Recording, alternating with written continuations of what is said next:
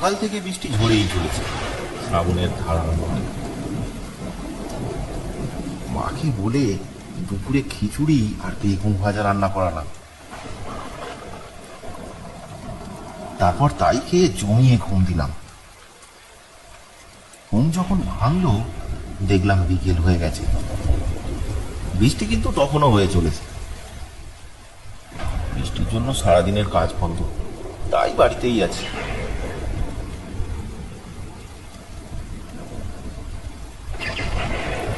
তখন বিকেল গড়িয়ে সন্ধে হয়েছে, হঠাৎ নদিন কাকা খবর পেল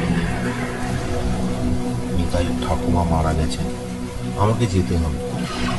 নিতাই আমার ছোটবেলাকার বন্ধু, সুখ দুঃখের সাথে, তাই যতই ঝড় বৃষ্টি হোক না কেন এই দুঃসময়ে তার কাছে আমাকে যেতেই হবে।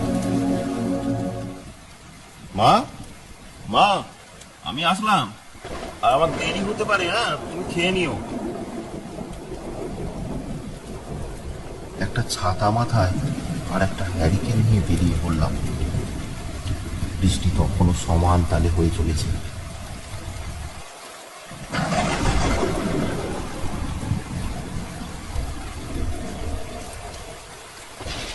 বৃষ্টির দিন, তাই রাস্তাঘাট একেবারে নির্জন, চারিদিক নিস্তব্ধ।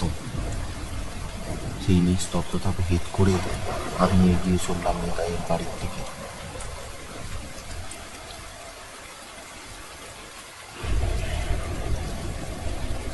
নিতাইয়ের বাড়িতে যখন পৌঁছালাম দেখলাম বাইরে কয়েকজন লোক দাঁড়িয়ে আছে। নিতাইয়ের বাড়িতে যখন ঢুকছি দেখলাম ওরা চলে যাচ্ছে। যাই হোক, আমি নিতাইয়ের ঘরের মধ্যে দেখলাম নিতাই ঠাকুমার মৃতদেহের পাশে বসে আছে, তার পাশে দাঁড়িয়ে আছে ঝন্টু আর নগেন কাকা। আমি ঝন্টুকে গিয়ে বললাম, আচ্ছা বাইরে যারা দাঁড়িয়েছিল ওরা চলে গেল কেন? এই বৃষ্টির মধ্যে কেউ শ্মশানে যাবে না, তার উপর এই রাতের বেলা। নিতাইয়ের মুখটা খুবই বিষণ্ণ, ঠাকুমা ছাড়া ওর তিন কুলে কেউ নেই। ঠাকুমা চলে যাওয়াতে ও খুবই একা হয়ে পড়েছে। ওর কষ্টে আমার বুকটা কেঁপে উঠল। তাই কেউ থাকুক আর না থাকুক, নিতাইয়ের পাশে আমাকে থাকতেই হবে। কিন্তু কি আর করা যাবে, এখন সারা রাত আমাদের এই মরা জেগে বসে থাকতে হবে। তাছাড়া আর কি উপায়? কেউ তো এই রাতের বেলা শ্মশানের দিকে যাবেও না। কেন কেউ এই রাতে শ্মশানে যেতে চাচ্ছে না ব্যাপারটা আমার অজানা নয়। আসলে হয়েছে কি, এই গ্রামেরই একজন গৃহবধূকে তার স্বামী খুবই অত্যাচার করত। মহিলাটি বেশ কয়েকবার গ্রামের 5 জনকে জানায়, কিন্তু গ্রামের লোক তার কোনো সুরাহা করতে পারেনি। দিন 15 আগে একদিন রাতে তাদের ঘর থেকে তুমুল ঝামেলার শব্দ শোনা গেল। আমি থাকবো না, আমি চলে যাবো। কেউ আমাকে বাঁচাও গো, আমাকে মেরে ফেললো, বাঁচাও বাঁচাও, কেউ আমাকে বাঁচাও গো। এসব ওদের রোজের ঘটনা। চলো চলো আমরা বাড়ি চলো। তাই গ্রামের লোক যে যার মতো দরজা জানলা বন্ধ করে শুয়ে পড়ল।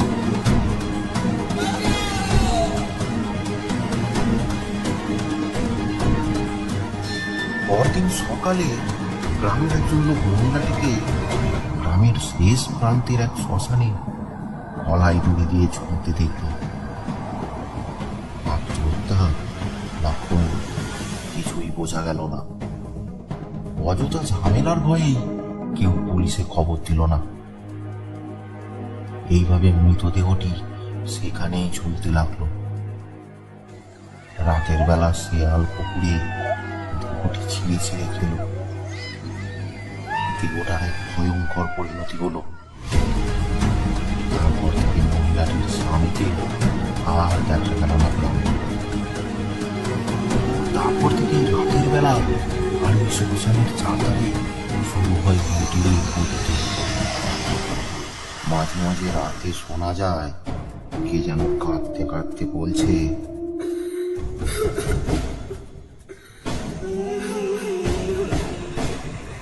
আমি কাউকে ছাড়বো না, কাউকে না, সবাইকে শেষ করবো। ঘটনাটি হয়তো সত্যি, কিন্তু আমি এসব ভুতুড়ে আজব ব্যাপারে মোটেই বিশ্বাস করি না। কিন্তু যাই হোক, গ্রামের লোকেরা কিন্তু সন্ধ্যের পর থেকে কেউ আর ওদিকে যায় না, তাই আজও কেউ রাতে শ্মশানে যেতে চায়নি। নিতাইকে দেখলাম তার ঠাকুমাকে জড়িয়ে কাঁদছে। ওকে দেখে আমারও খুব কষ্ট লাগছিল। হঠাৎ নিতাই বলে উঠল, ঠাকুমা, আমি তোমার অমাগা নাতি। আমার অমাগাছে মরার পর সৎকাণ্ড করতে পারলাম না। নিতাইয়ের এমন কথায় আমার মনটাকে নাড়া দিয়ে গেল। বললাম, নগেন কাকা, চলো আমরাই ঠাকুমাকে নিয়ে যাবো শ্মশানে। হ্যাঁ, ঠিক বলেছিস, আমরাই ঠাকুমা সৎকার করবো। কি সব যাতা বলছিস তোরা? তোরা গ্রামের এই ঘটনা জানিস নে? কাকা, এমন ভীরু গ্রামবাসীদের কথা আমি বিশ্বাস করি না। তুমি যাবে নাকি বলো? কিন্তু আমরা চারজন, অনেক কাজ আছে, কাঠ কাটা, জোগাড় করা, আরো কয়েকজন দরকার। কাকা, তুমি একবার যাও, হরিরমকে খবর দিয়ে এসো। ও আসলেই হবে, বাকি সব আমরাই করে নেবো। ঠিক আছে, আমি যাচ্ছি, দেখি কি ব্যবস্থা করা যায়। নগেন কাকা চলে গেল। ঠিক করলাম হরিরম এসে গেলে আমরা রওনা দেব। বাইরে তখন বৃষ্টিটা একটু থেমেছে, কিন্তু তখনও মাঝে মধ্যে বজ্রপাতের শব্দ শোনা যাচ্ছে। আমরা চুপচাপ ঘরের মধ্যে বসে আছি, হ্যারিকেনের আবছা আলো।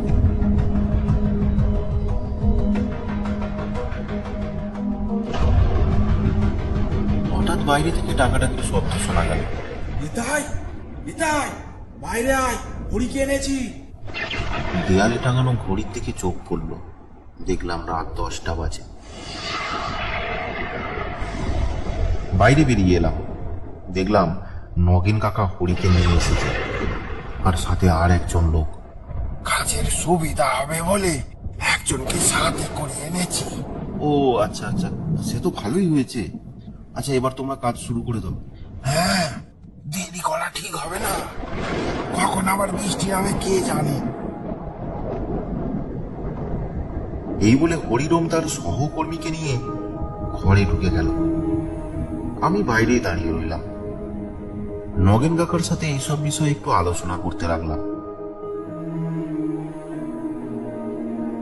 আগেন ঘোড়া চলে এসো, কাঁধ দিতে হবে। হ্যাঁ হ্যাঁ, আমরা আসছি।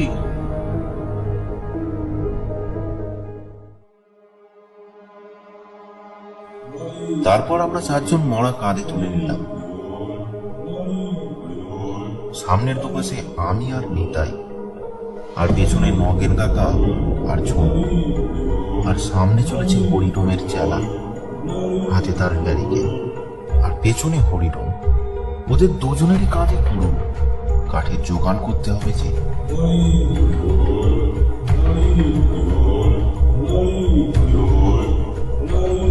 গ্রাম থেকে ফাঁকা মাঠের মধ্যে দিয়ে হাঁটছি আমরা। পেছন রাস্তা, বৃষ্টি থেমেছে বটে, তবে আকাশ মেঘে একেবারে কালো হয়ে আছে, যে কোনো সময় আবার বৃষ্টি নামতে পারে। ফাঁকা মাঠ পেরিয়ে আর কিছু দূর গেলেই খালের ধারে শ্মশান।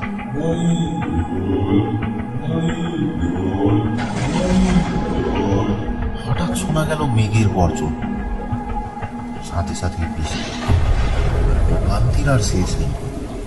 সবাইকে সেই বৃষ্টির মধ্যে চলার গতি কমাতে হলো।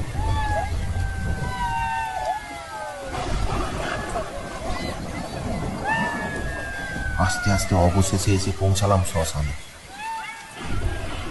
বাঁধানো চুল্লির পাশেই খাল, আর তার পাশেই প্রকাণ্ড একটা বট গাছ। তারই একটু তফাতে একটা জ্বালাঘর। জ্বালাঘরটির 3 দিক ঘেরা, আর ঘরের ছাউনি। ওখানেই সবাই মরা পোড়ানোর সময় বিশ্রাম নেয়। রোদ বৃষ্টি ঝড় থেকে ওটাই তাদেরকে রক্ষা করে। আমরাও বৃষ্টির মধ্যে মরাটি নিয়ে ওইখানেই আশ্রয় নিলাম।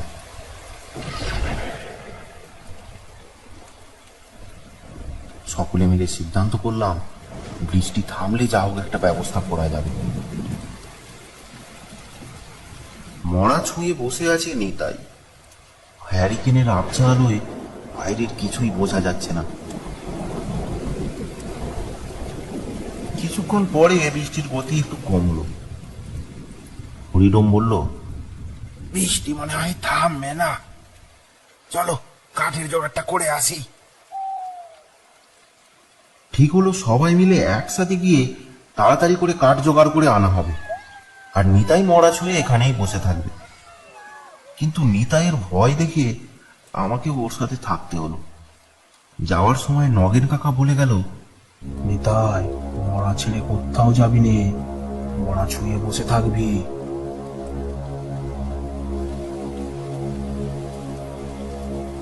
সবাই চলে গেল কাঠ কাটতে।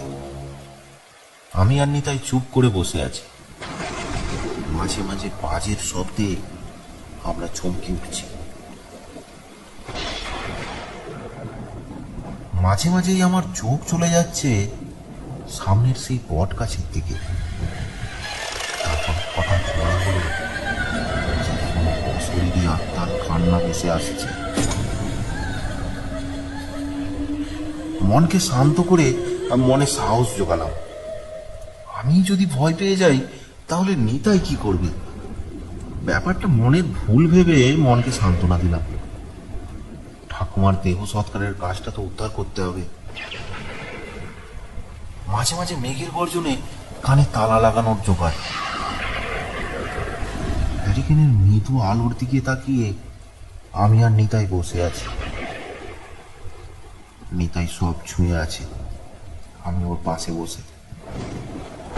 হঠাৎ একটা ঠান্ডা তীব্র হাওয়া আমাদের দিকে ধেয়ে এলো। সারা শরীরে কাঁপুনি দিয়ে উঠলো।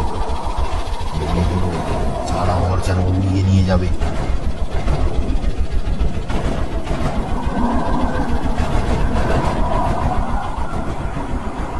আর তাকুটি হ্যারিকেন গেল উল্টে। চারিদিকে অন্ধকার, তীব্র অন্ধকারে ঢেকে গেল চারিদিক। সেই অন্ধকারে মনে হলো বট গাছটা যেন চলছে। নিতাই তখন ভয়ে আমার হাতটা চেপে ধরেছে। ওকে সাহস দিলাম, আরে ওসব কিছু না, ঝড় বৃষ্টির দিন এসব তো হবেই। বুঝলাম, আর তুই আমাকে ছাড়। নিতাই আমার হাতটা ছেড়ে দিল। একটু পরে সে বলে উঠল,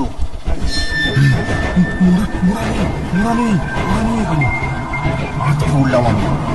এসব কি বলছিস জাকা? ওরা আবার যাবে। সত্যি বলছি, মরা নেই এখানে, সত্যি বলছি।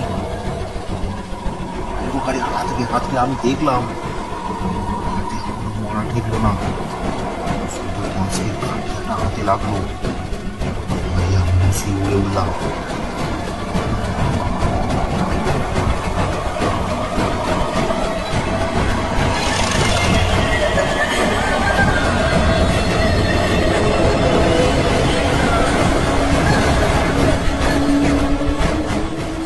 সেখান থেকে উঠে মরা খোঁজার সাহস আর হলো না। চুপ করে দুজনে বসে রইলাম। একটু পরে দূরে একটা হ্যারিকেনের আলো চোখে পড়ল। মনে তখন সাহস এলো, ওরা কাঠ নিয়ে চলে এসেছে। কিন্তু আমাদের গলা শুকিয়ে তখন কাঠ। ওদেরকে ডাকতে চাইলাম, কিন্তু গলা দিয়ে তখন আর আওয়াজ বেরোলো না। ওরা যখন একেবারে সামনে এলো, নিতাই তখন চিৎকার করে উঠল, দাদা, আলু নিয়ে তাড়াতাড়ি এসো, মরা নেই এখানে, মরা নেই। কতবার করে বলে গেলাম মরা ছেড়ে কোথাও যাবি নে, তবুও। কোথাও যাইনি আমরা, এখানেই বসেছিলাম। তাহলে মরা কি হাওয়ায় উড়ে গেল?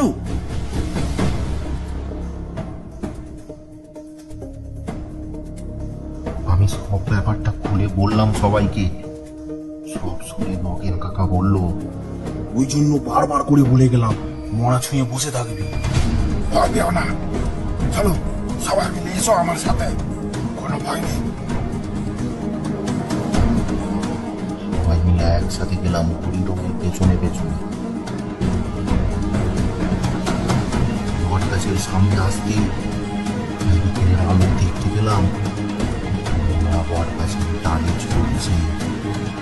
আশেপাশে আর কাউকে দেখতে পেলাম না। হরিডম বলে উঠল, এই কে তুই? দে আমাদের মরা ফিরিয়ে দে।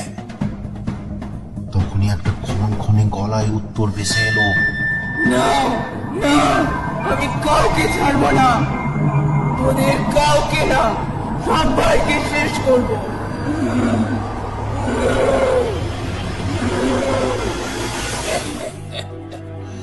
দেখ, এটা আমার 100 নম্বর মরা পোড়ানো, তাই আমি এত পরিশ্রম এসেছি। ভয় পাইনি, তাই আমাকে ভয় দেখিয়ে লাভ নেই। একটা ভয়ঙ্কর পৈশাচী বটের কাছে পেয়ে আমরা তখন ধপ করে কাঁপছি। কিন্তু হরিডম ভয় পেল না, তার সাহস আমাকে রীতিমতো অভিভূত করেছে। হরিডম বলে উঠল, তুই যদি মরা না ফিরিয়ে দিস, তাহলে আমি এই কাঠ দিয়ে পুরো বট গাছটাকেই জ্বালিয়ে দেবো।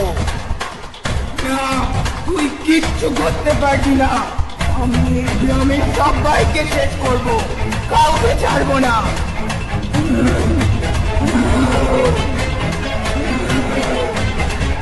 গ্রামের লোক তো তোর কোনো ক্ষতি করেনি, তাহলে এদের কেন মারবি তুই? যে তোকে মেরেছে তাকে খোঁজ। সেদিন আমার চিৎকার শুনে কেউ ছুটে আসেনি, আমার কান্নার শব্দে কেউ সাড়া দেয়নি, সবাই চুপ করে চলেছে। মরার পরেও আমার দেহদার কেউ সৎকার করেনি। এই গাছের ডালে ঝুলছিল, শুকুনে শিয়ালে পুকুরে খুবলে খুবলে খেয়েছে।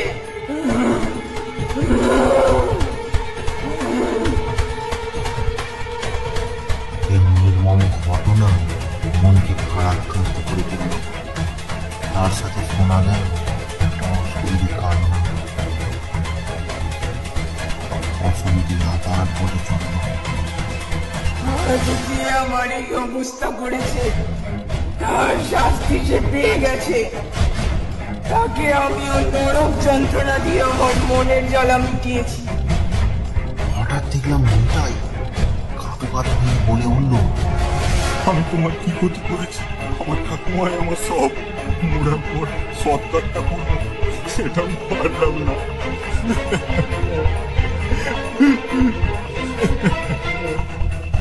তার কামড়ায় মনে হলো যেন অশরীরী একটু নরম হলো। হঠাৎ তারপরে বিপদে ঝড় উঠল। আমাদের সামনে বাতাসটা জোরে জোরে দুলতে লাগলো। করে মাটিতে পড়ে গেল ঠাকুমার মৃতদেহটা। নিতাই ছুটে গিয়ে ঠাকুমাকে জড়িয়ে কাঁদতে আরম্ভ করলো। ঝড় থেমে গেল, আর সেই অশরীরী নারী মূর্তিটিকেও আমরা আর দেখতে পেলাম না। তারপর আমরা কাঠ সাজিয়ে মৃতদেহ পোড়ানোর ব্যবস্থা করলাম।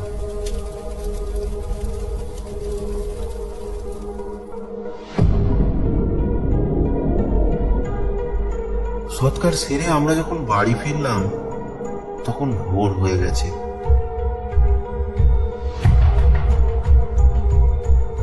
সকাল হতেই গ্রামে ব্যাপারটা জানাজানি হয়ে গেল।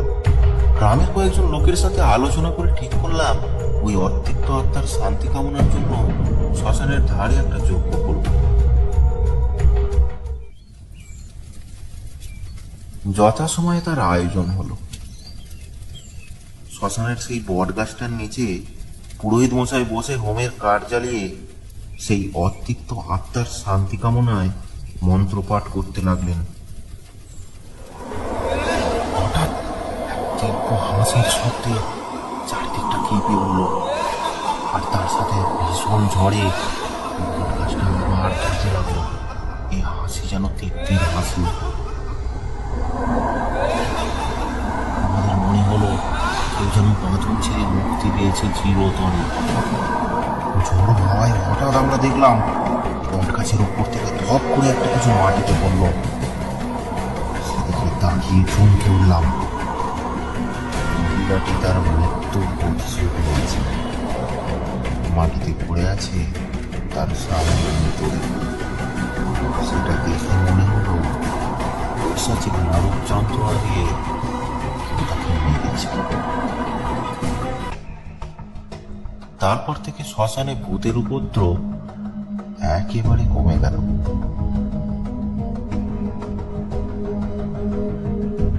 আরো ভয়ানক গল্প পেতে আমাদের চ্যানেলটি সাবস্ক্রাইব করুন আর বেল নোটিফিকেশনটি অন করে দিন। আর কমেন্ট করে জানাতে ভুলবেন না গল্পটি আপনাদের কেমন লাগলো। কমেন্ট বক্স থেকে আমাদের কিছু পছন্দের কমেন্ট আমরা তুলে ধরবো পরের গল্পের শুরুতে। কমেন্ট করে পাশে থাকুন।